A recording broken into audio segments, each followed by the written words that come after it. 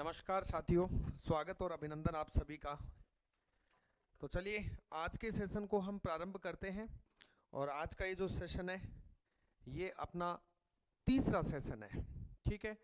हाँ, हेलो, नमस्कार हरीश, मुकेश भाई, राम राम, शैलेंद्र, गुड आफ्टरनून। एक बार आप लोग थोड़ा सा कमेंट्स कर दीजिएगा, बता दीजिएगा ऑडियो और वीडियो आप लोगों को प्रॉपर मिल रहा है क्या। तो चलिए अब क्लास को मैं आगे प्रारंभ कर देता हूं। और आज थर्ड सेशन अपना जो है वो इस केमिस्ट्री ऑफ फायर वाली जो यूनिट अपनी फर्स्ट, इसके लिए आज अपन जो बिंदु शुरू करेंगे वो अपना आग संचरण की विधियां। आग के संचरण की विधियों की हम बात करेंगे।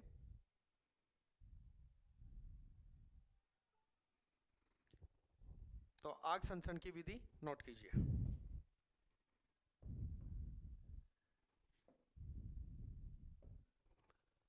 आज का बिंदु है अपना आग संचरण की विधियां। विगत क्लास में यहां पर अपन ने छोड़ा था, हमने थोड़ी सी एक विधि के बारे में थोड़ी चर्चा भी कर ली थी। ठीक है, हाँ, ओके, गुड। चलिए सर, आज वाली क्लास नहीं, ये केवल ऐप पे है दोस्तों क्लास। ठीक है, क्लास सिर्फ कहाँ पे है, ऐप पे है। तो नोट कीजिएगा आज के इस बिंदु को, आग संचरण की विधियां, अपना टॉपिक आज का।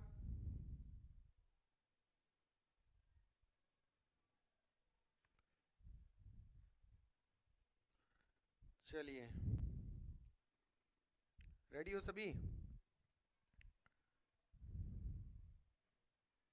रेडी हो तो मैं बढ़ा देता हूँ क्लास को आगे। आवाज स्लो आ रही है, ठीक है। अब बताइए आप, वॉल्यूम का बताइए दोस्तों, अब सही आ रही है क्या? तो बात करते हैं अपन आग संचरण की विधियों की, अपन बात कर रहे हैं। और आग संचरण की विधियां यानी एक स्थान से आग दूसरे स्थान तक पहुंचती है तो उसे कहते हैं आग का संचरण।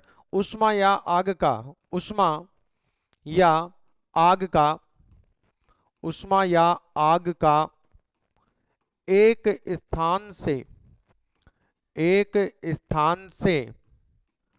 दूसरे स्थान तक, एक स्थान से दूसरे स्थान तक पहुंचना, एक स्थान से दूसरे स्थान तक पहुंचना क्या कहलाता है दोस्तों? आग संचरण कहलाता है। आग का संचरण कहलाता है। आग का संचरण कहलाता है। ओके।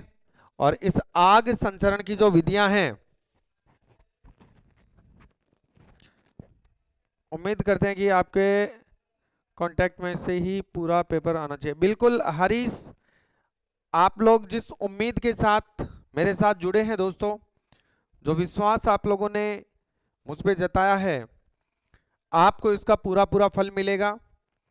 जो विगत भर्ती हुई थी अभी राजस्थान में, तो आप लोगों को पता है कि उसमें काफ़ी बेहतरीन परफॉर्मेंस अपना रहा है। काफ़ी सारे विद्यार्थी अपने सिलेक्ट हुए हैं। और अब तो मैं और भी ज़्यादा अपडेट करके आप लोगों को जो है वो मैटर देने वाला हूं। हाँ, कंटेंट में कोई कमी नहीं मिलेगी, बहुत दबा के आपको कंटेंट मिलेगा, चिंता मत करो। ठीक है, समय और बढ़ा देंगे अपन धीरे धीरे क्लासों का। तो उष्मा या आग का एक स्थान से दूसरे स्थान तक पहुंचना आग का संचरण कहलाता है। और अब आग संचरण पर हम बात करते हैं। तो आग संचरण की जो विधियां हैं वो निम्न हैं। तो आगे लिखिए, आग संचरण की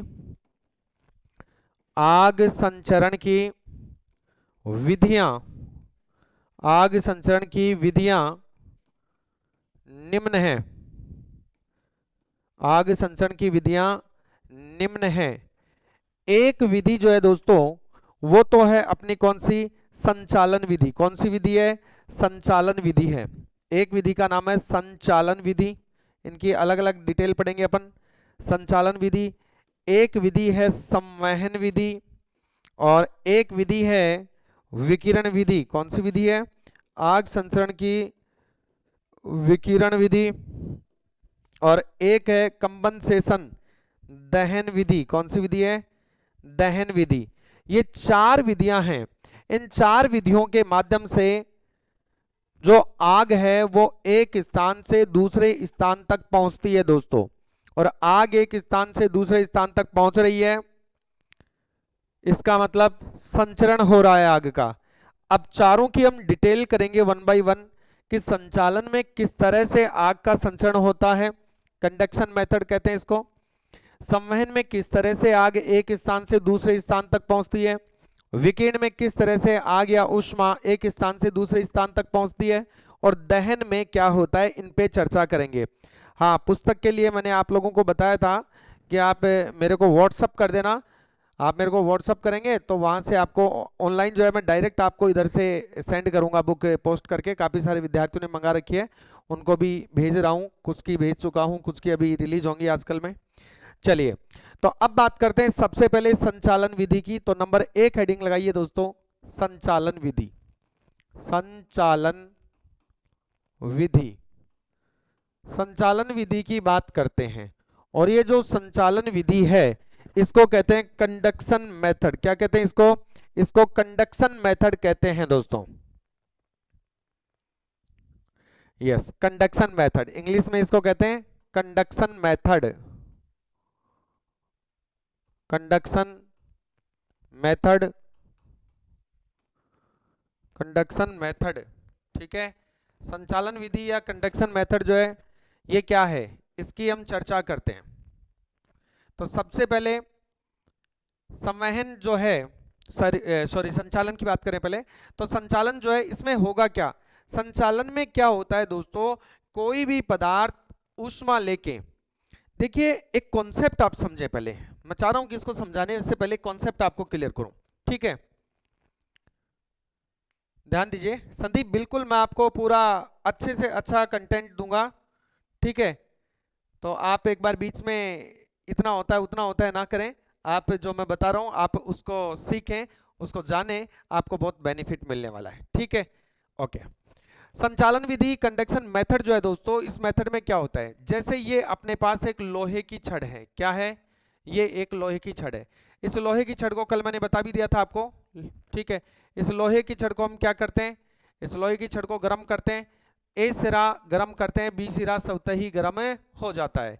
यानी हुआ क्या, यहां से इस लोहे की छड़ में जो कण थे ये ऊर्जा लेकर खुद एक स्थान से दूसरे स्थान तक नहीं गए हैं, जबकि एक कण ने ऊर्जा दूसरे को दी, दूसरे ने ऊर्जा अगले को दी, इसने अगले को, इसने अगले को, इसने अगले को, और इस तरह से ऊर्जा जो है वो कहां तक पहुंच गई, उष्मा कहां तक पहुंच गई, वो ए सिरे से बी सिरे तक पहुंच गई दोस्तों। उष्मा का क्या हो गया, संचालन हो गया। उष्मा के इसी प्रकार के संचालन को क्या कहते हैं, इसी प्रकार के संचालन को कंडक्शन कहते हैं। क्या कहते हैं? कंडक्शन मेथड कहते हैं। हाँ बिल्कुल, मैं आपको बता दूंगा नंबर, तो वहां से आप लोग जो है वो मेरे को व्हाट्सअप कर देना, ठीक है। तो कंडक्शन लास्ट में बता दूंगा, आप लास्ट में याद रखना, ठीक है। कंडक्शन मेथड की बात करें तो अब कंडक्शन मेथड को लिखेंगे कैसे, तो हम इसमें लिखेंगे जब ऊष्मा एक स्थान से दूसरे स्थान तक, एक स्थान से दूसरे स्थान तक एक कण से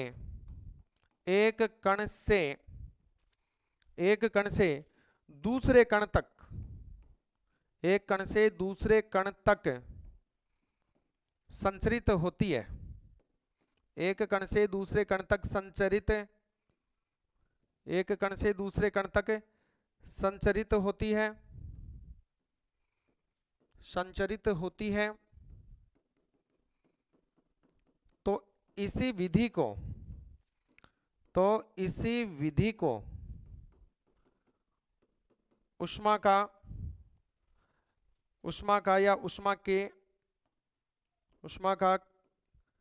कंडक्शन मेथड कहते हैं, कंडक्शन मेथड कहते हैं, ऊष्मा का कंडक्शन मेथड कहते हैं। क्या समझ में आया कि जब एक स्थान से दूसरे स्थान तक ऊष्मा जा रही है, लेकिन वो जो ऊष्मा आगे जा रही है दोस्तों, ठीक है, जो उष्मा आगे जा रही है। हाँ आशीष, मैं कांटेक्ट नंबर दे दूंगा अभी आखिरी में, ठीक है। हाँ बिल्कुल 45 में मिनिमम हो जाएगा। अरे मेरे हिसाब से इतने बच्चे ही नहीं है आपके उधर, जितने क्वालिफाई 4 गुणा को क्वालिफाई करना है ना, तो लगभग 10,000 बच्चे, तो 10,000 तो बच्चे ही नहीं होंगे मुझे ये लग रहा है, ठीक है, जिनके पास की डिप्लोमा वगैरह सर्टिफिकेट होगा। ओके, तो कंडक्शन मेथड में एक कण से दूसरे कण तक ऊष्मा संचरित होती है, ये संचालन विधि कहलाती है। क्या कहलाती है? संचालन विधि कहलाती है। इससे क्या होता है, एक स्थान से दूसरे स्थान पर आग लग जाती है। कैसे लगती है? इससे एक स्थान से दूसरे स्थान पर आग, तो ये चीज मैं आपको कॉन्सेप्ट में समझाता हूं दोस्तों। जैसे मान लीजिएगा ये एक घर है कोई, ठीक है, और ये एक दूसरा घर है, यहां पे दूसरा घर है। मान लीजिएगा कोई पाइप बीच में लगा हुआ है, ऐसे कोई लोहे की गर्डर है या पाइप है, ये लगा हुआ है, और ये लोहे की पाइप या गर्डर इस दूसरे घर के टच में है, ऐसे मान लो इसको। इस घर में मान लीजिएगा आग लगती है, तो ये गर्डर गर्म होगी, तो इसका ये ए सिरा, ये बी सिरा भी गर्म होगा। बी सिरा गर्म होगा तो इस दूसरे घर में भी कौन आ गया? तापमान आ गया। कौन आ गया? तापमान आ गया। ईंधन का मतलब इसमें जलने वाले पदार्थ हैं, ठीक है, और ऑक्सीजन यहाँ पर है ही। तीनों चीज मिल गई, क्या बन जाएगा? तीनों चीज मिल गई तो क्या बन जाएगा? ये अग्नि त्रिकोण बन जाएगा। क्या बन जाएगा? अग्नि त्रिकोण, और यहाँ पर आग लग जाएगी। तो किसी स्थान पर आग लगी है, उसके कारण से पास वाले स्थान पर क्या लग गई? आग लग गई। कौन सी मेथड से? संचालन विधि से, बोले तो कंडक्शन मेथड से, ठीक है।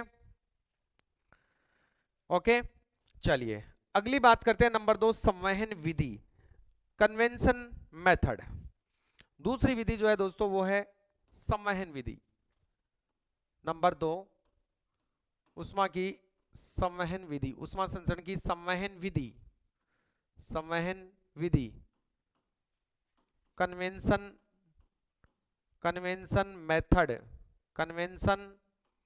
मेथड। एक कंडक्शन मेथड था, ये कन्वेंशन मेथड है। वो थी कौन सी विधि? वो थी दोस्तों संचालन विधि। और ये संवहन का मतलब क्या होता है कि जब उष्मा को कोई कण वहन करके, जब उष्मा को कोई कण क्या करे? वहन कर ले, और उसको वहन करके, उष्मा को वहन करके वो कण एक स्थान से दूसरे स्थान तक जाए, तो ये मेथड क्या कहलाएगा? ये मेथड कहलाएगा अपना संवहन विधि या कन्वेंशन मेथड। क्या कहलाएगा दोस्तों? ये कहलाएगा कन्वेंशन मेथड। क्लियर? यस। तो कन्वेंशन मेथड अपन देखेंगे, और कन्वेंशन मेथड में देखिए किस तरह से यहाँ पर हमें प्रश्न पूछ सकता है। इन दोनों तीनों पर ही आपको बताऊंगा मैं कि क्वेश्चन किस तरह से आपको यहाँ पर पूछे जाते हैं एग्जाम में, ठीक है। सब पे अपन चर्चा करेंगे, 1 बाय 1 सभी पे चर्चा करेंगे, इसलिए घबराने की आवश्यकता है नहीं। ओके, चलिए तो संवहन विधि क्या कहती है, संवहन विधि को समझेंगे। यहां पर मान लीजिएगा ये एक पात्र है, और इस पात्र में जल भरा हुआ है। क्या भरा हुआ है? जल। पात्र थोड़ा अच्छा नहीं बना, अच्छा बनाता हूं, अच्छा पात्र चाहिए अपने को ना, ये कुपात्र बन गया, हमें सुपात्र चाहिए था। चलिए ये एक पात्र है, और इस पात्र में हमने जल भरा हुआ है, पानी भरा हुआ है, ठीक है, जल भरा है। पात्र को हमने क्या किया दोस्तों? गर्म किया। एग्जाम्पल से समझा रहा हूं, ये हमने हीट किया, इसको गर्म किया। गर्म किया तो ये जो उष्मा आ रही है, इस उष्मा को कौन ग्रहण करेगा? इस उष्मा को जल के कण जो है वो ग्रहण करेंगे, और जल के कण ऊष्मा को ग्रहण करने के बाद, जल के कण ऊष्मा को ग्रहण करने के बाद क्या करेंगे? ऊष्मा पाकर कोई भी कण क्या करने लग जाता है? तो हमें सबको पता है, गति करने लग जाता है। ऊष्मा पाकर कोई भी कण क्या करना शुरू कर देता है? गति। तो ये जल के कण जो है ऊपर की ओर क्या करेंगे? गति करेंगे। तो देखिए ऊष्मा को लेकर कण स्वयं, कण ये कण ऊष्मा को लेकर स्वयं एक स्थान से, पात्र से निकलकर दूसरे स्थान पर जा रहा है। तो संवहन मेथड क्या कहता है? इसको ऐसे समझिए, जैसे बहुत सारे बच्चे क्लासरूम में बैठे हुए हैं, मैंने बताया भी था आपको कि ये पेन है, और इस पेन को पीछे वाले कॉर्नर तक पहुंचाना है। तो मैं किसी बच्चे को पकड़ा दूं कि बेटा लो, ये पेन आपको पीछे देना है, तो इस पेन को अगर वो बच्चा बिना उठे अपने स्थान से पीछे वाले को पकड़ा दे, उससे पीछे वाला उसको पकड़ा दे, उससे पीछे वाला उससे पीछे वाले को, इस तरह से कोई भी विद्यार्थी अपने स्थान से बिना हिले अगले विद्यार्थी को ये पेन पकड़ाते हुए इसको कहां पहुंचा दिया, अगले सिरे तक, अगले छोर तक पहुंचा दिया। लेकिन वो तो कौन सी विधि हो जाती, वो तो संचालन विधि हो जाती।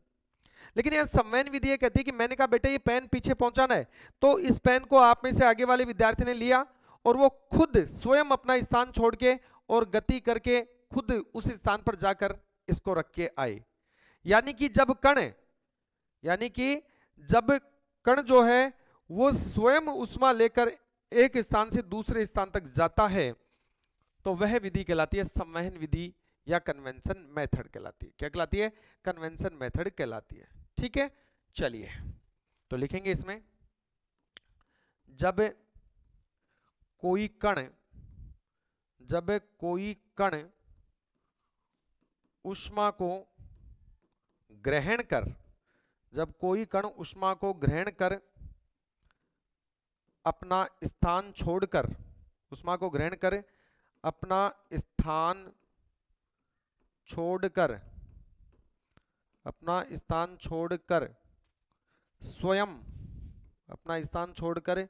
स्वयं एक स्थान से दूसरे स्थान तक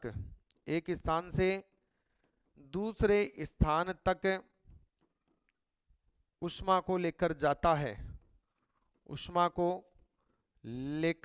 है। क्या लिखा मैंने कि जब कोई कण ऊष्मा को ग्रहण कर अपना स्थान छोड़कर स्वयं एक स्थान से दूसरे स्थान तक ऊष्मा को लेकर जाता है, तो ऊष्मा, या यूं कह दो ऊष्मा जहां रहेगी तो आग आ जाएगी ना, ठीक है, तो ऊष्मा या आग संचरण की इस विधि को, ऊष्मा या आग संचरण की इसी विधि को क्या कहते हैं दोस्तों? संवहन विधि कहते हैं। को क्या कहते हैं? संवहन विधि। इस विधि को संवहन विधि बोले तो कन्वेंशन मेथड। क्या कहते हैं? कन्वेंशन मेथड कहते हैं। कन्वेंशन मेथड कहते हैं। क्लियर? यस। इतनी बात क्लियर है क्या? कमेंट्स करके बताइए फटाफट से। कमेंट करके बताएंगे इतनी बात आप लोगों को क्लियर हुई या नहीं हुई, जल्दी बताइए, फटाफट से बताइए।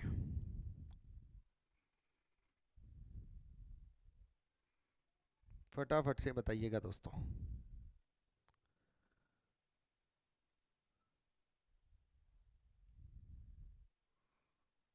हो गई इतनी बात क्लियर? चलिए, इतनी बात अगर क्लियर हो गई तो अब हम बढ़ते हैं आगे की ओर। ठीक है, अब हम बढ़ते हैं आगे की ओर। नहीं, क्लास रुकी नहीं है, क्लास रुकी नहीं है जतिन, क्लास चल रही है। ठीक है, और थोड़ा सा कल से शायद थोड़ी प्रॉब्लम आ ही रही है इसमें, टेक्निकल इश्यू शायद सभी लोगों के साथ सर्वर में चल रहा है, थोड़ी सी दिक्कत आती है ना।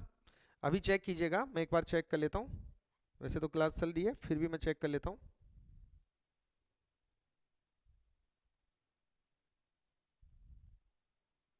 चलो आगे बढ़ते हैं।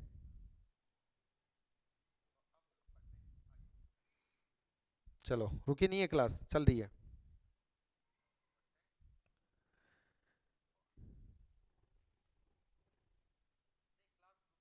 तीसरी विधि पर बात करते हैं।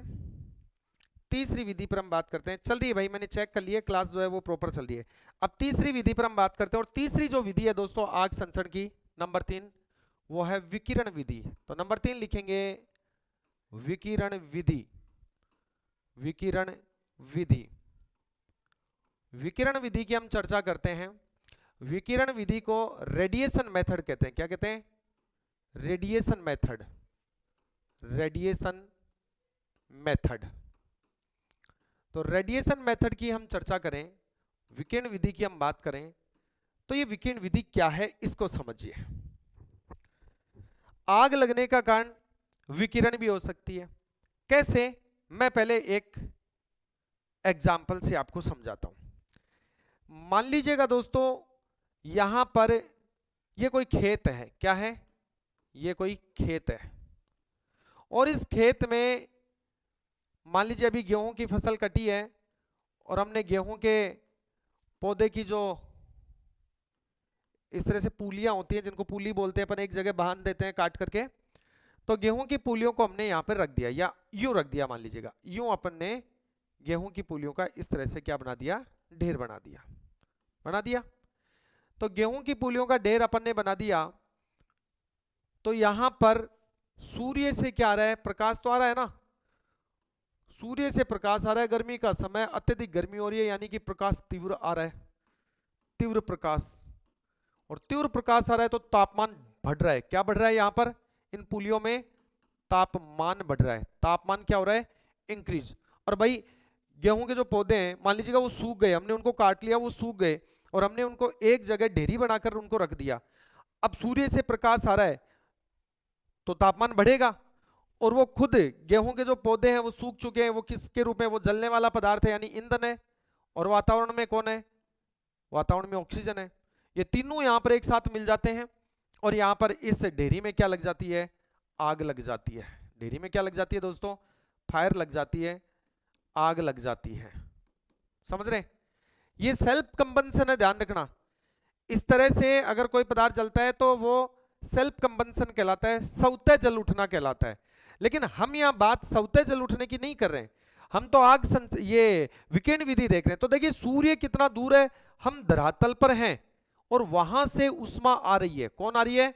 उष्मा आ रही है। तो ये जो उष्मा सूर्य से यहां तक आ रही है, वो आ रही है विकिरण के माध्यम से।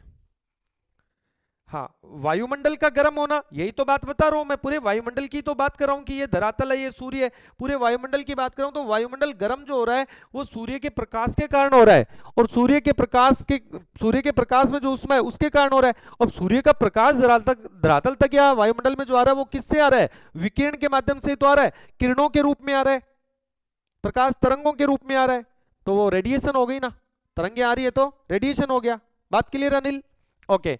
अब देखिए इसको ऐसे समझ लीजिएगा, जैसे मान लीजिएगा सर्दियों के दिनों में अपन क्या करते हैं? अलाव जलाते हैं। जैसे लकड़ियां हैं, ठीक है, ये क्या है? लकड़ियां। अब ये लकड़ियां जल रही हैं, लकड़ियां क्या हो रही हैं? जल रही हैं। ये तो है लकड़ी के टुकड़े, लकड़ी, और ये लकड़ी के टुकड़े क्या हो रहे हैं? जल रहे हैं। और यहां कोई व्यक्ति चेयर डाल के बैठा है, कुर्सी डाल के बैठा है, ये कालूराम जी है, यहां बैठे हैं आराम से, और ये यहां अपने हाथों को लेके तपन ले रहे हैं। तो क्या ये ताप यहां तक नहीं पहुंच रहा? क्या ताप यहां तक पहुंच रहा है? भाई नीचे आग जल रही है, हम खड़े होके उसके पास यूं खड़े हैं, मान लीजिएगा सर्दी का समय, तो वो उष्मा यहां तक पहुंच रही है, उष्मा यहां तक पहुंच रही है। तो कैसे पहुंच रही है? वो विकिरण के माध्यम से पहुंच रही है। क्या हो रही है? विकिरण के माध्यम से पहुंचती है। तो इस तरह से अगर आग लगती है तो वो आग संचरण की कौन सी मेथड कहलाती है? वो विकिरण मेथड, बोले तो रेडिएशन मेथड कहलाती है। और इस रेडिएशन मेथड के कारण ही कई बार अचानक से कौन जल उठते हैं?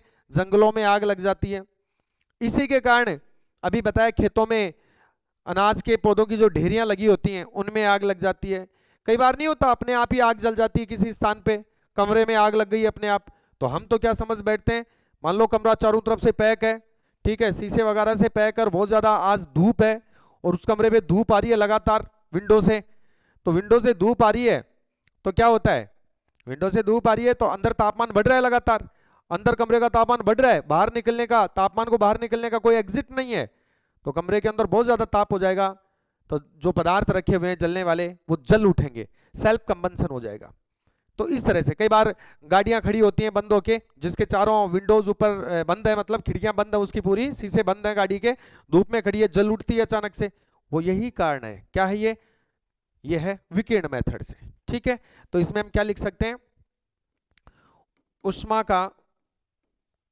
का एक स्थान से, उष्मा का एक स्थान से दूसरे स्थान तक, एक स्थान से दूसरे स्थान तक, उष्मा का एक स्थान से दूसरे स्थान तक विकिरणों के माध्यम से, विकिरणों के माध्यम से, एक स्थान से दूसरे स्थान तक विकिरणों के माध्यम से संचरित होना, विकिरणों के माध्यम से संचरित होना, संचरित होना क्या कहलाता है? विकिरण विधि। संचरित होना विकिरण विधि, बोले तो रेडिएशन मेथड, विकिरण विधि या रेडिएशन मेथड, या रेडिएशन मेथड कहलाती है, रेडिएशन मेथड कहलाती है। बात क्लियर है?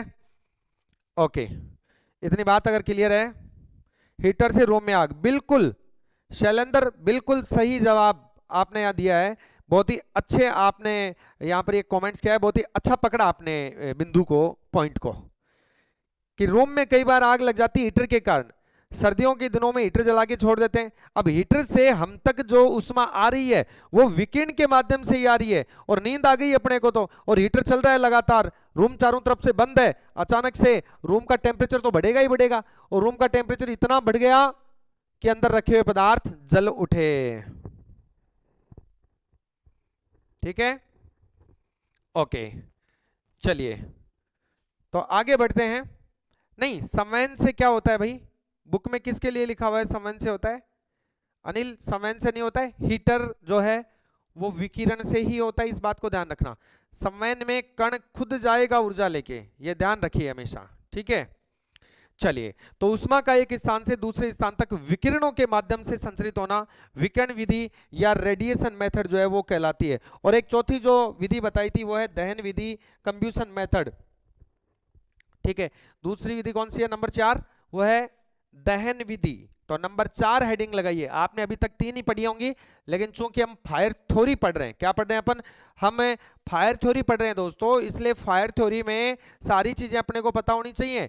वो साइंस के आधार पे यहाँ जो फायर है वो किस किस हिसाब से आगे संचरित होती है, किन किन विधियों से आग अन्य स्थानों पर लग सकती है, उनके बारे में चर्चा करते हैं, और उनको यहाँ पर आग संचरण के मेथड में हम काउंट करते हैं। 3 हो गया। अब जो चौथा बिंदु है वो है अपना कौन सा? वो है दहन विधि। क्या है दोस्तों? दहन विधि। चलिए, नंबर 4 लिखेंगे अगला मेथड, दहन विधि। दहन विधि, और दहन विधि को क्या कहेंगे? अभी मैंने आपको बताया, दहन विधि को हम कहेंगे कंब्यूशन मेथड। क्या कहेंगे? कंब्यूशन मेथड कहेंगे, इंग्लिश में कहेंगे इसको कंब्यूशन मेथड। कंब्यूशन यानी जलना, कंब्यूशन मेथड। तो कंब्यूशन मेथड या दहन विधि क्या है? देखिए, मान लीजिएगा यहां पर आग लगी, ये जंगल है, ऐसे समझो इसको, ये एक जंगल है, ठीक है, और ये जंगल में छोटे बड़े क्या हैं? पौधे हैं, ओके, ये जंगल। अब इस जंगल में क्या हो गई? जंगल में आग लग गई। जंगल इतना बड़ा है, देखो इतना बड़ा, ये पास में कोई दूसरा क्षेत्र है जंगल का, ये तो पूरा एक क्षेत्र है, ये दूसरा क्षेत्र है। हुआ क्या? आग लगी। कहां पर? इस जंगल में, यहां पे आग लगी, और इस जंगल में आग लगी, और हवा के माध्यम से ये आग कहां पहुंच गई? आगे। हवा के माध्यम से आग पास वाले स्थान पर भी पहुंच गई, यहां भी आग जलने लग गई। तो वायु के माध्यम से आग का आगे संचरित होना, यहां पर ये किससे आगे बढ़ रही है? वायु से। ठीक ऐसे होता है ना, जैसे ये कोई घर है, आप देखते हैं देहात के अंदर कच्चे घर होते हैं, गांवों में कच्चे घर होते हैं, जिसपे झोपड़ा लगा होता है। क्या लगा होता है? झोपड़ा होता है, इस तरह से घास का झोपड़ा होता है, ठीक है। ये एक घर है, ये मान लीजिएगा पड़ोस में पड़ोसी का घर है। कर्म कांड खराब थे बेटा ए वाले के, किसके? ए वाले के, और झोपड़ा साथ में किसका भी जल गया? बी वाले का भी। मान लीजिएगा यहां पर आग लगी, आग कहां पर लगी है? ए में आग लगी, और इस ए घर में जो आग लगी उसके कारण से झोपड़ा जल उठा है। अब हवा तेज है, मान लीजिएगा हवा चल गई, वायु, वायु, पवन, हवा, आंधी, ये चल गई, और उस हवा के कारण से यहां से आग जो है वो उड़कर कहां पहुंच जाए? वो यहां तक कोई पतंगा पहुंच जाए, और यहां पर भी आग लग जाए। तो एक स्थान से वायु के माध्यम से आग का दूसरे स्थान तक पहुंचना क्या कहलाता है? वो दहन विधि कहलाता है, कंब्यूशन मेथड कहलाता है। तो लिख रहा हूं इसको कि आग का वायु के माध्यम से, वायु के माध्यम से, आग का वायु के माध्यम से एक स्थान से, वायु के माध्यम से एक स्थान से दूसरे स्थान तक, एक स्थान से दूसरे स्थान तक, आग का वायु के माध्यम से एक स्थान से दूसरे स्थान तक पहुंचना, दूसरे स्थान तक पहुंचना आग संचरण की, आग संचरण की, आग संचरण की कौन सी? दहन विधि कहलाती है। आग संचरण की दहन विधि कहलाती है। आग संचरण की क्या कहलाती है? दहन विधि कहलाती है। बात क्लियर? ओके, क्लियर हो गई इतनी बात? तो नोट कर लीजिएगा। इतना आपको समझ में आ गया तो नोट कर लीजिएगा और कमेंट्स भी कर दीजिएगा। नोट भी कर लो और कमेंट्स भी कर दो।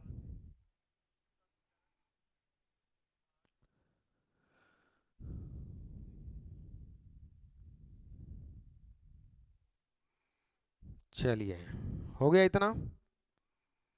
और इतना हो गया तो अब आगे चलते हैं।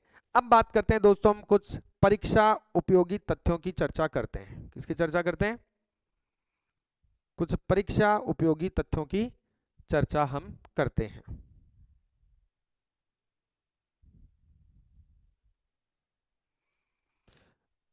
अब परीक्षा उपयोगी तथ्य में हम देखें, परीक्षा उपयोगी तथ्य में हम देखें महत्वपूर्ण बातें, तो लिखिए आगे, नोट कीजिए।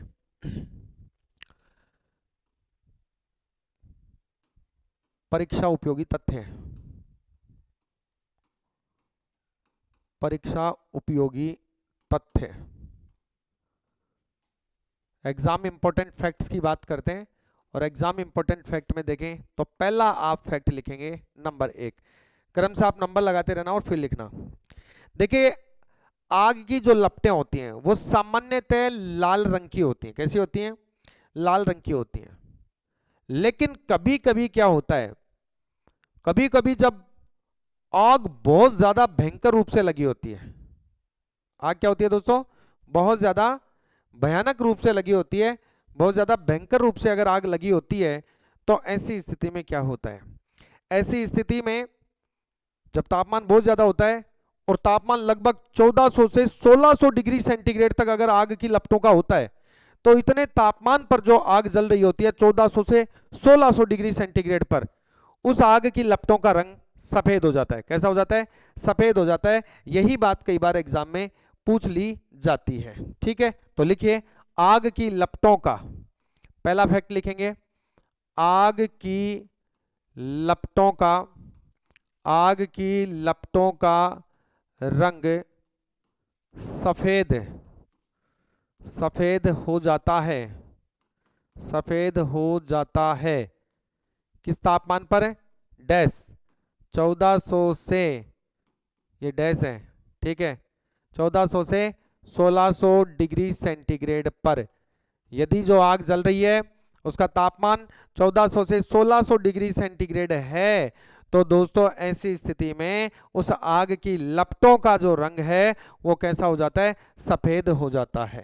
ठीक है, अगला फैक्ट लिखेंगे, फैक्ट नंबर 2। फैक्ट नंबर 2 आपसे पूछ सकता है दावानल क्या है? पूछ सकता है दावानल। ये दावानल जो अभी राजस्थान की भर्ती में पूछा गया है, राजस्थान की फायरमैन जो भर्ती थी इसमें प्रश्न पूछा गया, दावानल क्या है? दोस्तों अभी मैं बार बार बता रहा था कि विकिरण मेथड से और एक हवा के माध्यम से, दहन माध्यम से, जो मुख्यतः विकिरण माध्यम से आग लगती है जंगलों में। कहां लग जाती है? जंगलों में। जंगल जल उठते हैं क्योंकि पेड़ पौधे सूख जाते हैं गर्मियों के समय, और पहाड़ी क्षेत्र, पथरीला क्षेत्र होने के कारण वहां तापमान बढ़ जाता है और वो जल उठते हैं। तो जो जंगल में आग लगती है, उस जंगल में लगने वाली आग को दावानल कहते हैं। तो लिखो दावानल, जंगल में लगने वाली आग को, जंगल में लगने वाली, जंगल में लगने वाली आग को, जंगल में लगने वाली आग को दावानल कहते हैं, दावानल कहते हैं। जंगल में लगने वाली आग को क्या कहते हैं? दावानल कहते हैं। ध्यान रखना, एक होती है बड़वानल। क्या होती है? बड़वानल। तो अगला फैक्ट लिखो, अगला तथ्य लिखो, बड़वानल। बड़वानल क्या होती है देखिए, जंगल में लगने वाली आग तो कहलाती है दावानल। और अगर आग लगी है किसमें? आग लगी है दोस्तों समुद्र में। किसमें लगी है? समुद्र में। पानी में अगर आग लगी है तो उसे कहते हैं बड़वानल। तो लिखो समुद्र में लगने वाली। किसमें लगने वाली? होते ना जहाज वगैरह के कारण से समुद्रों में आग लग जाती है, पेट्रोल फैल जाता है। समुद्र में लगने वाली, समुद्र में लगने वाली आग को, समुद्र में लगने वाली आग को बड़वानल कहते हैं। क्या कहते हैं? बड़वानल कहते हैं, बड़वानल कहते हैं। तो जंगल में लगने वाली आग को दावानल कहते हैं, और दोस्तों समुद्र में लगने वाली आग को क्या कहते हैं? बड़वानल कहते हैं। क्लियर? ओके, नेक्स्ट अगला फैक्ट लिखेंगे, फैक्ट नंबर 4। अगला लिखिए, आवासीय भवनों में आग लगने का कारण क्या है? तो लिखो, आवासीय भवनों में, रेजिडेंशियल जो घर होते हैं, आवासीय भवनों में, रेजिडेंशियल बिल्डिंग्स में, आवासीय भवनों में आग लगने का मुख्य कारण, आग लगने का, आग लगने का मुख्य कारण क्या है? तो आग लगने का मुख्य कारण, आग लगने का मुख्य कारण किचन फायर है। क्या है दोस्तों? किचन फायर है, रसोई की आग है, रसोई की आग है। तो सामान्यतः आवासीय भवनों के अंदर जो रेजिडेंशियल बिल्डिंग है, इनमें जो आग लगती है उसका मेन जो कारण होता है, वो मेन कारण क्या होता है? वो मेन कारण होता है दोस्तों किचन फायर। कौन होता है? Kitchen fire. तो किचन में क्या होता है कि किसी भी कारण से, मान लीजिएगा किचन में गैस चल रही है, तो गैस के पास कोई पर्दा, उसमें आग लग गई, पूरे घर में लग गई। मान लीजिएगा हम कोई सब्जी वगैरह को छमक रहे हैं, तो उससे अचानक से तेल या घी जल उठा, उसके कारण से कहीं आग लग गई। तो जो मुख्य कारण है वो किचन फायर है। जैसे गैस के कारण आग लग रही है, तो वो भी यही है ना, किचन में उपयोग ले रहे हैं गैस, उस समय ऐसा कुछ ट्रेजेडी हो गई। तो यहाँ ध्यान रखना कि आवासीय भवनों में आग लगने का मुख्य कारण किसको माना गया है? किचन फायर को माना गया है। बात क्लियर है? ओके, अगर इतनी बात आपको क्लियर है तो अब बढ़ते हैं आगे की ओर। अब बढ़ते हैं दोस्तों आगे की ओर।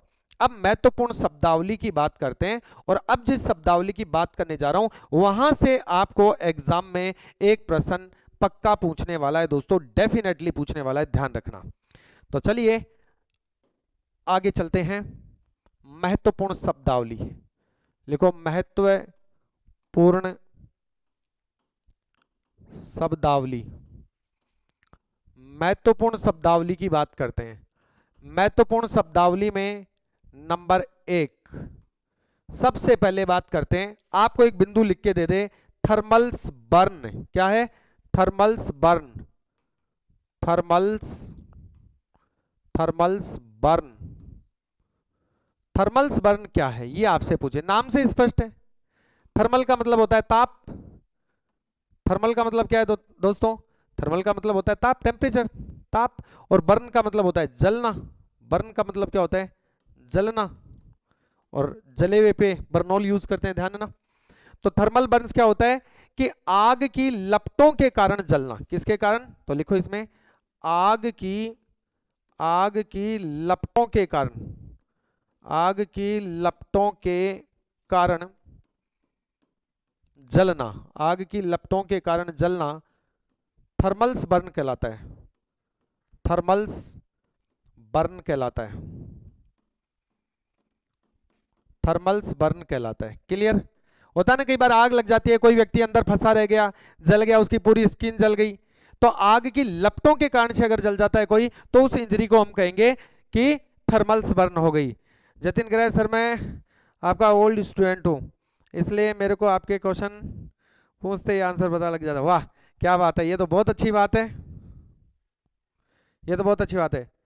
आशीष मलिक कह रहे हैं सर शॉर्ट सर्किट भी, मैंने मुख्यतः शब्द लगाया बेटा आशीष जी, मैंने यहाँ पर एक मुख्यतः शब्द लगाया था कि आवासीय भवनों में लगने वाली आग का मुख्य कारण, शब्द मैंने यहाँ पर क्या लिखा है, मुख्य शब्द लिखा है। तो मुख्य शब्द जो है वो किचन के कारण होता है, क्योंकि देखिए शॉर्ट सर्किट के कारण भी हो सकती है, ऐसी कोई बड़ी बात नहीं है, लेकिन ज्यादातर जो संभावना होती है वो किचन फायर की होती है। ठीक है, चलिए तो आग की लपटों के कारण जलना थर्मल्स बर्न कहलाता है। ओके, दूसरा लिखेंगे, अगली शब्दावली लिखिए, अगली शब्दावली लिखेंगे केमिकल्स बर्न, क्या लिखेंगे, केमिकल्स, केमिकल्स बर्न की बात करते हैं। अब केमिकल्स का मतलब हो गया दोस्तों रसायन, बर्न का मतलब जलना, तो डायरेक्टली लिख देता हूं रसायन से जलना, रसायनों से, रसायनों से, रसायनों के कारण जलना या रसायनों से जलना केमिकल्स बर्न कहलाता है, केमिकल्स बर्न कहलाता है। रसायनों से जलना क्या कहलाता है, केमिकल्स बर्न कहलाता है। जैसे एसिड होता है, कई बार होता है दुर्घटनाएं होती हैं कि एसिड हाथ वगैरह पे, कोई प्रयोगशाला में कार्य करते समय या अन्य किसी फैक्ट्री वगैरह में एसिड डल गया मान लो हाथ पे पैर पे कहीं पर भी, तो वहां से हमारी स्किन जल जाती है, तो उसे हम क्या कहेंगे, उस इंजरी को, उस इंजरी को हम कहेंगे केमिकल्स बर्न, क्या कहेंगे, केमिकल्स बर्न। तो रसायनों से जलने को केमिकल्स बर्न कहा जाता है। एक होता है इलेक्ट्रिक्स बर्न, नंबर 3 लिखिए, नंबर 3 नोट कीजिए, इलेक्ट्रिक्स, इलेक्ट्रिक्स बर्न, अगला नोट करेंगे दोस्तों, इलेक्ट्रिक्स बर्न पर बात करेंगे। ठीक है, yes,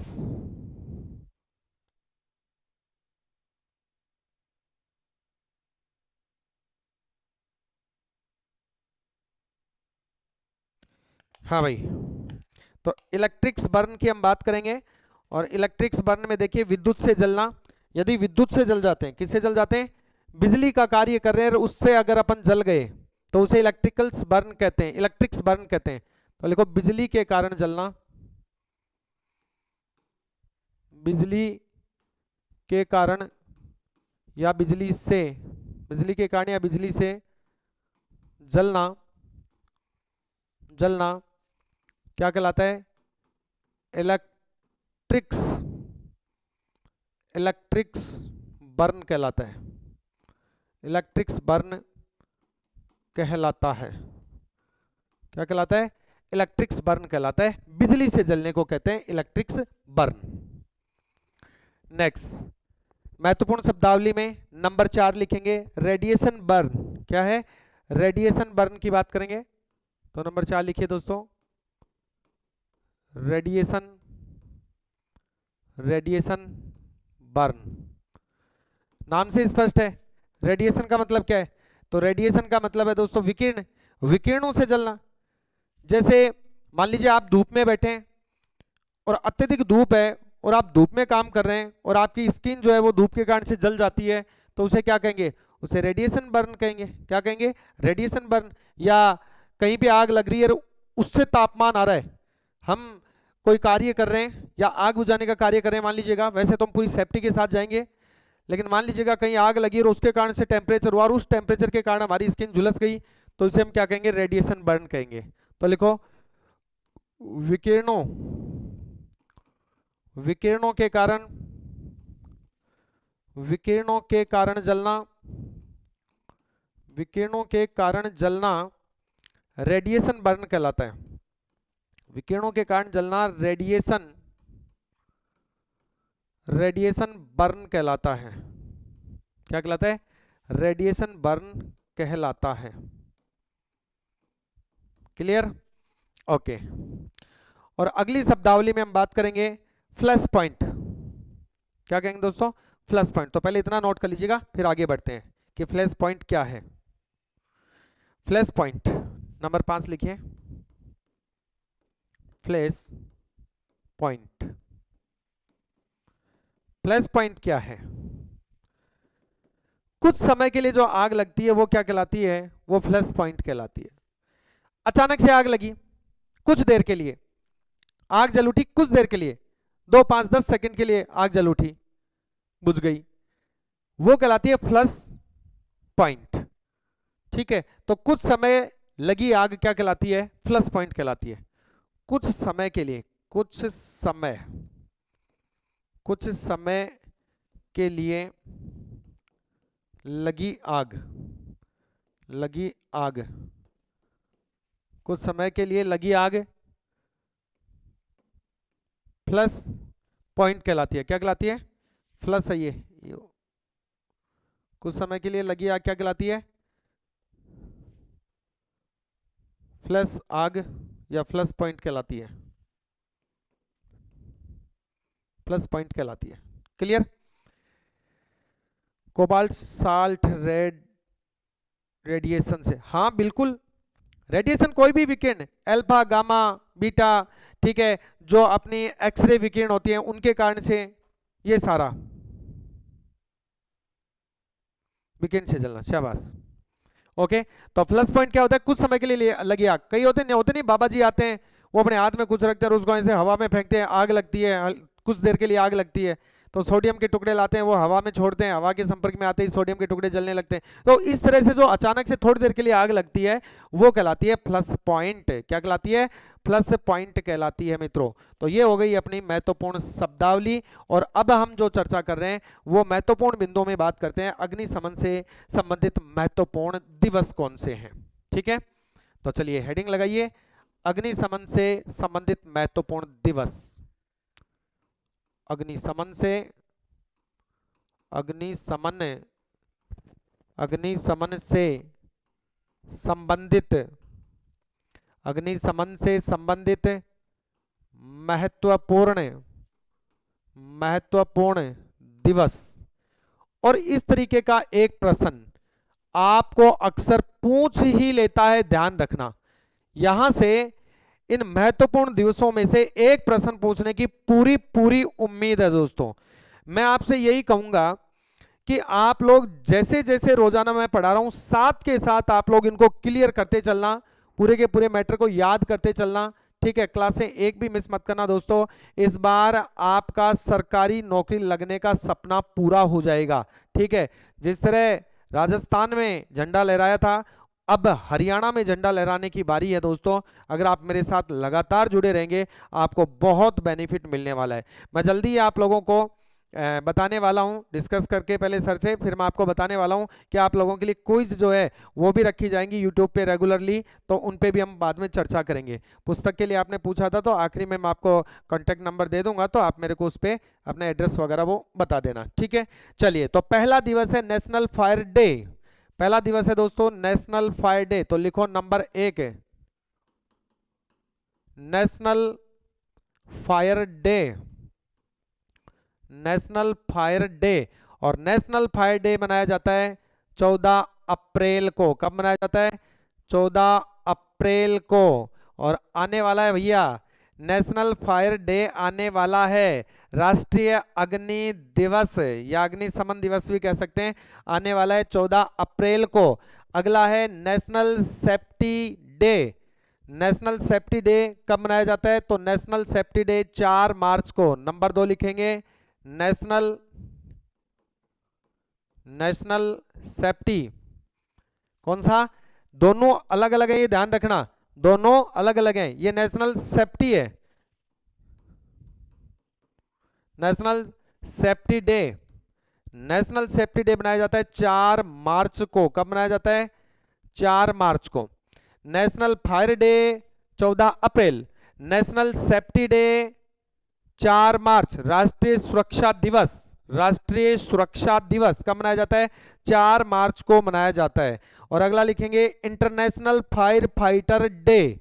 international fire fighter day, international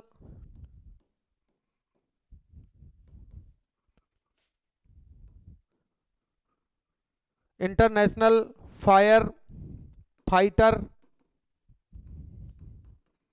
day. और इंटरनेशनल फायर फाइटर डे जो है वो मई में मनाया जाता है, और ये मनाया जाता है 4 मई को। कब मनाया जाता है? 4 मई को मनाया जाता है। रट लेना इसको, 4 मई को। देखो, मार्च, अप्रैल, मई। मार्च में नेशनल सेफ्टी डे 4 मार्च, फिर इसमें भी चौका आ रहा है, याद रखना। नेशनल फायर डे 14 अप्रैल, फिर इससे अगले महीने में इंटरनेशनल फायर फाइटर डे 4 मई। सारे गर्मियों में आ रहे हैं, आग ज्यादा गर्मियों में ही लग रही है सारी, तो ध्यान रखना मार्च अप्रैल मई जो है उसमें गर्मियां होती है कि नहीं होती? गर्मियां होती है ना, तो गर्मियों में ही आग लगती है, तो ऐसे याद रख लेना। ठीक है, चलिए अगला है अग्नि सप्ताह। अग्नि सप्ताह, अग्नि सप्ताह, fire week, fire week, fire week, अग्नि सप्ताह, अग्नि सप्ताह। सप्ताह तो 7 दिन, और दिवस है 14, तो 14 अप्रैल को नेशनल फायर डे है, तो जिस दिन अग्नि दिवस है उसी में 7 जोड़ दो, तो 14 से 20 अप्रैल, 14 से 20 अप्रैल, 14 से 20 अप्रैल। तो याद रखने का सिंपल सा तरीका है कि गर्मियों में आग लगती है और गर्मियां मार्च अप्रैल मई में होती हैं, तो मार्च में तो आता है 4 मार्च को नेशनल सेफ्टी डे। फिर आ गई अप्रैल, अप्रैल में 14 अप्रैल को है फायर, नेशनल फायर डे, और 14 अप्रैल से लेकर 20 अप्रैल तक 7 दिन का हो गया फायर वीक, अग्नि सप्ताह। और अप्रैल के बाद में मई, और मई कितनी तारीख है? 4 मई। 4 मई को हो गया नेशनल से बढ़कर इंटरनेशनल क्या? Fire fighter day. क्या हो गया? International fire fighter day. कब? 4 मई को। तो 4 मार्च, 4 मार्च 4 मार्च क्या हो गया? National safety day. अप्रैल में 14 अप्रैल को नेशनल फायर डे, 14 से 20 अप्रैल को फायर वीक, अग्नि सप्ताह, और मई में कितनी तारीख को? 4 मई को international fire fighter day. Clear? ये महत्वपूर्ण दिवस हैं जो एग्जाम में अपने से पूछे जा सकते हैं। अब हम बात करते हैं यहां पर संस्थाओं की और उनकी स्थापना की। तो 2 महत्वपूर्ण संस्थाएं अपनी, एक एनएफपीए और एक बीआईएस, इन दोनों के बारे में अपने को पता होना चाहिए दोस्तों। तो लिखो, या फैक्ट में लिख लेना, फैक्ट में नंबर 1 लिखो, एनएफपीए, लिखिए एनएफपीए। पहला लिखा अपन ने, पहली संस्था का नाम लिखा एनएफपीए, नेशनल फायर प्रोटेक्शन एसोसिएशन। पूरा नाम क्या है? तो पूरा नाम है इसका नेशनल फायर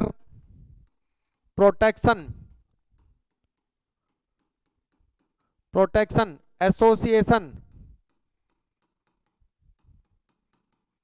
ठीक है, नेशनल फायर, राष्ट्रीय अग्नि संरक्षण संगठन। क्या नाम हो गया इसका?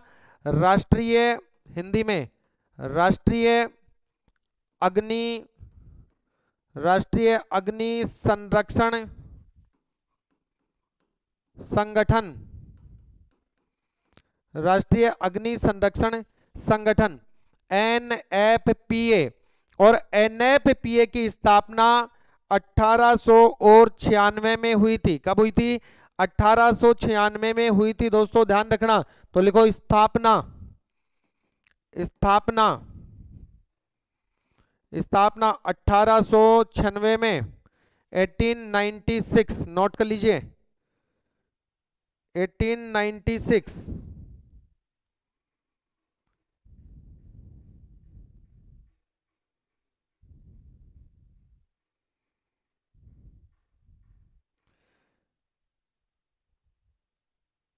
राष्ट्रीय अग्नि सुरक्षा या संरक्षण संगठन या सुरक्षा संघ जो है उसके बारे में अपन ने बात की।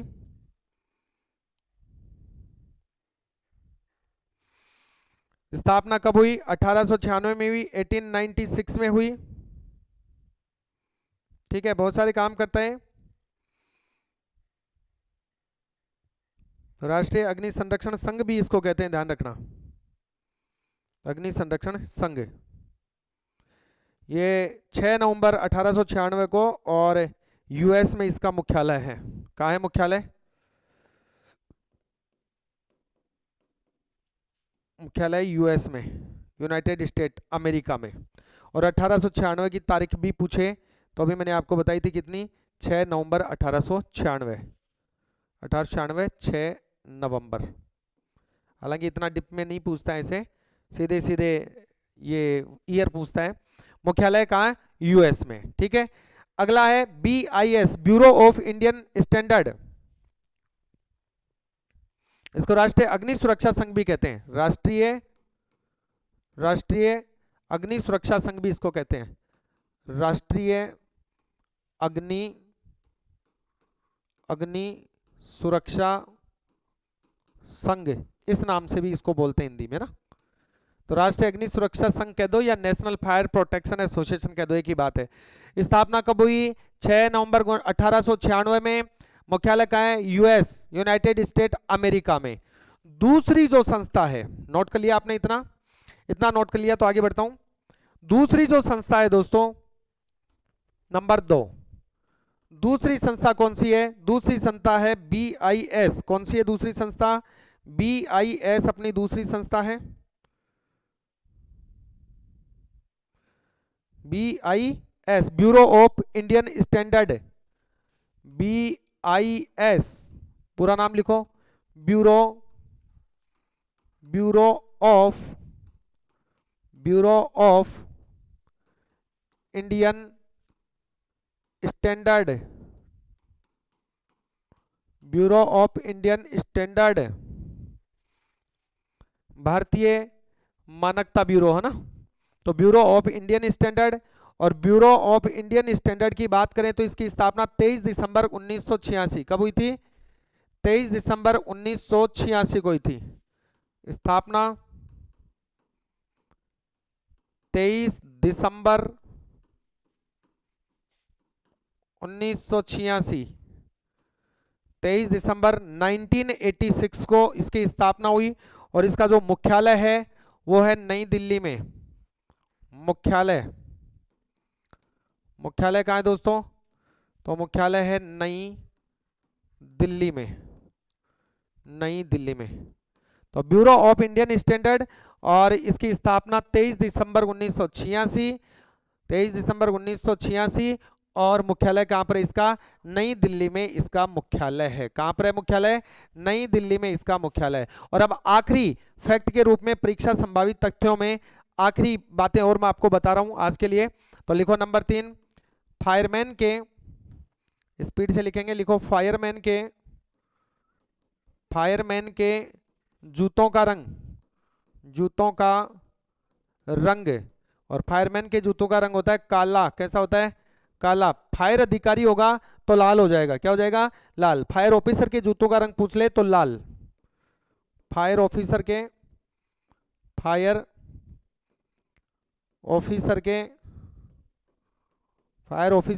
जूतों का रंग कैसा होता है? लाल होता है। कैसा होता है? लाल होता है, ध्यान रखना।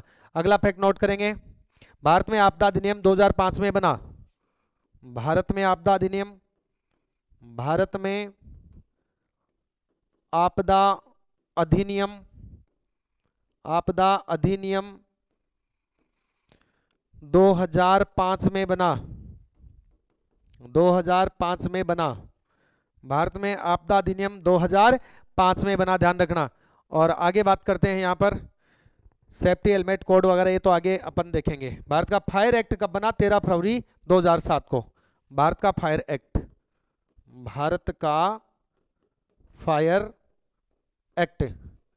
तो भारत का जो फायर एक्ट बना ये बना 13 फरवरी 2007 को। कब बना? 13 फरवरी 2007 को बना। ओके, तो ये था दोस्तों आज का अपना सेशन।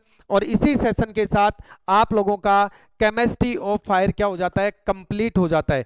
एक यूनिट केमिस्ट्री ऑफ फायर अपनी कंप्लीट हो गई है, और कल से अपन अगली यूनिट प्रारंभ करेंगे। तो मिलते हैं कल अगले सेशन में। उससे पहले अगर आप लोग जो है वो चाहें तो नंबर नोट कर सकते हैं 8003463963। इस नंबर पर आप बुक के लिए मैसेज कर सकते हैं। बुक के लिए, पुस्तक के लिए, पुस्तक मंगाने के लिए आप इस नंबर पे मेरे को क्या कर सकते हैं, मैसेज कर सकते हैं। ओके, चलिए, तो धन्यवाद प्यारे विद्यार्थियों, मिलते हैं अगले सेशन में। ठीक है, मैं हटा देता हूं नंबर, आपने लिख लिया तो यहां से, क्योंकि आपकी पीडीएफ है इसलिए।